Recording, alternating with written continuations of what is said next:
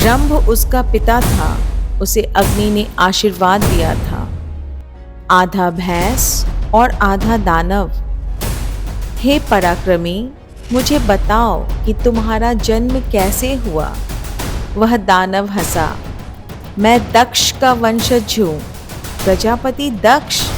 हाँ, जिस प्रकार दक्ष की पुत्री दीति ने दैत्यों को जन्म दिया, उसी प्रकार उनकी दूसरी पुत्री दनु से दानवों का जन्म हुआ।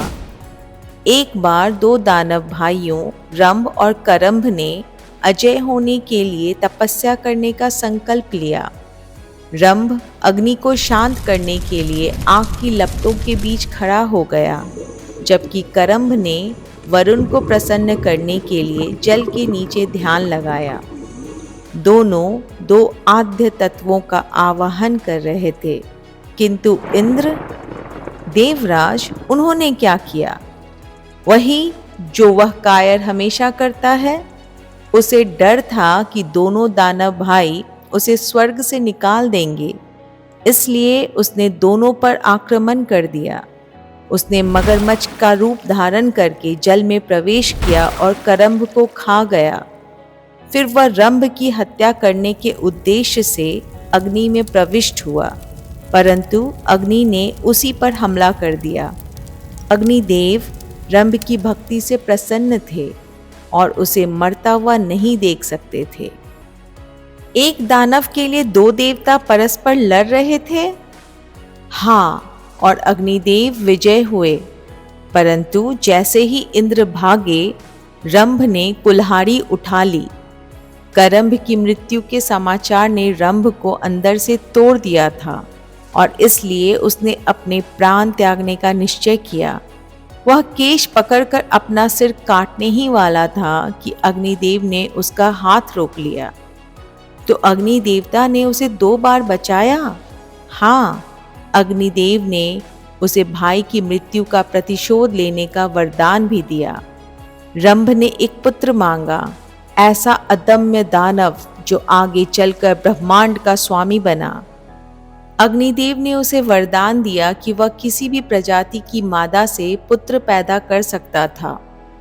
कोई भी प्रजाति, हाँ, असुर अथवा देवता, पशु अथवा मानव।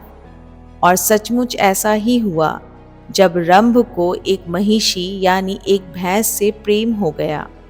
उस महिषी ने रंभ के प्रेम के आगे समर्पण कर दिया और उन दोनों से एक पुत्र का जन्म हुआ। तुम्हारा, हे महावीर महिषासुर, आधा भैंस और आधा दानव।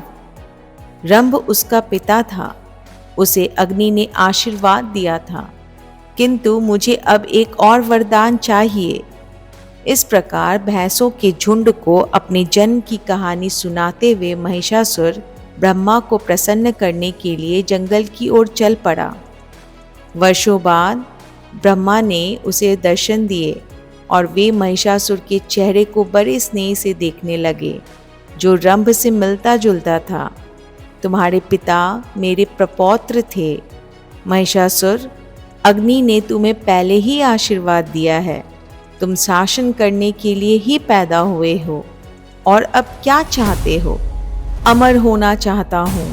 अग्नि ने मुझे वरदान में ब्रह्मांड पर विजय प्रदान की है, किंतु अमरता नहीं।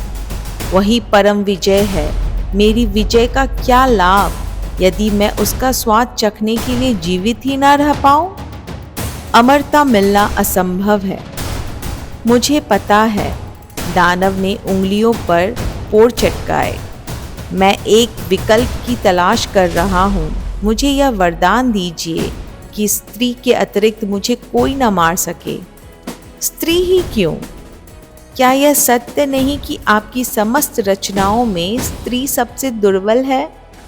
उसका शरीर और मन दोनों दुर्बल हैं। वह किसी के लिए संकट नहीं हो सकती। यहाँ तक कि मुझे पैदा करते समय मेरे पिता को स्त्री की आवश्यकता ही नहीं पड़ी। मैं जो मांग रहा हूँ मुझे वही वरदान दीजिए, तो मैं व्यवहारिक रूप से अमर हो पाऊंगा। ब्रह्मा मुस्कुराए और उन्होंने हामी भर दी। फिर वही हुआ जो होना था। महिषासुर ने पाताल लोक, फिर भूलोक और अंत में स्वर्ग लोक पर आधिपत्य स्थापित कर लिया। वह अपने सींगों से देवताओं और मनुष्यों को मारता था। उसके खुर ब्रह्मांड के कोने कोने को रौंदने लगे।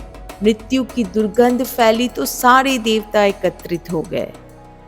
एक देवी, ब्रह्मा बोले, हमें एक देवी चाहिए, आदिशक्ति का योद्धा रूप। महिषासुर को 2 बार आशीर्वाद मिला है, जैसे उसके पिता की 2 बार रक्षा हुई थी। उसने मुझसे और अग्नि दोनों से वरदान प्राप्त किए हैं। अग्निदेव ने सिर हिलाया और उसने अनेक असुरों की तरह वरदानों का दुरुपयोग किया है। मेरा वरदान प्रयोग किया जा चुका है, अब आपके वरदान के सच होने का समय है। तो फिर एकत्रित हो जाओ, हम अपनी सामूहिक आभा से एक स्त्री योद्धा को उत्पन्न करेंगे। उसमें हम सब की ऊर्जा एवं आद्य शक्ति का समावेश होगा। देवता घेरा बनाकर खड़े हो गए और सब ने अपने मुख खोल दिए। उनमें से प्रकाश की किरणें फूटने लगी। वह प्रकाश इतना तेज था मानो उसकी दिव्यता उस रूप से बाहर निकल रही थी। किरणें परस्पर टकरा रही थीं। वृत्त के केंद्र में उन सब का एक तंत्र में विलय हो रहा था। वह एक सुलगते हुए नक्षत्र में रूपांतरित हो रहा था। फिर उसने स्त्री का रूप लेना शुरू किया। ऊंचा मस्तक, अनेक अंग, सुनहरा रंग। देवतागण उस तेज में स्वयं को ढाल रहे थे। उनमें से प्रत्येक से निकल रही किरणें उनके गर्भनालों की भांति अपना सर्वश्रेष्ठ तत्व देवी तक पहुंचा रही थी। शिव उनके चेहरे और विष्णु उनकी भुजाओं को आकार दे रहे थे। इंद्र उनकी कमर और वरुण उनकी जांघों को रूप प्रदान कर रहे थे। धर्म ने उनके कूल्हे और ब्रह्मा ने उनके पैरों को आकार दिया। अंत में वायु ने उसे कान दिए और अग्नि ने उनकी आंखें बनाई। इस तरह सब देवता एक देवी के रूप में प्रकट हो गए। उन्होंने देवी का नाम दुर्गा रखा। दुर्गा यानी रक्षक। विष्णु ने देवी दुर्गा को अपना चक्र और शिव ने अपना त्रिशूल दिया। इंद्र ने उन्हें वज्र और वायु ने धनुष प्रदान किया। दुर्गा ने वरुण से शंख और यम से उनका दंड प्राप्त किया। उसके साथ तलवार, गदा और भाला लेकर 10 भुजाओं वाली देवी दुर्गा दहाड़ते सिंह पर सवार हो गई। दुर्गा और महिषासुर का युद्ध 9 दिन तक चला। महिषासुर अपना रूप बदलता रहा और दुर्गा उन सब का विनाश करती रही। 10वें दिन देवी ने महिषासुर को नीचे गिरा दिया और उसके शरीर को भाले से छलनी कर दिया। रक्त से लथपथ महिषासुर मरने वाला था और दुर्गा उसे देख रही थी।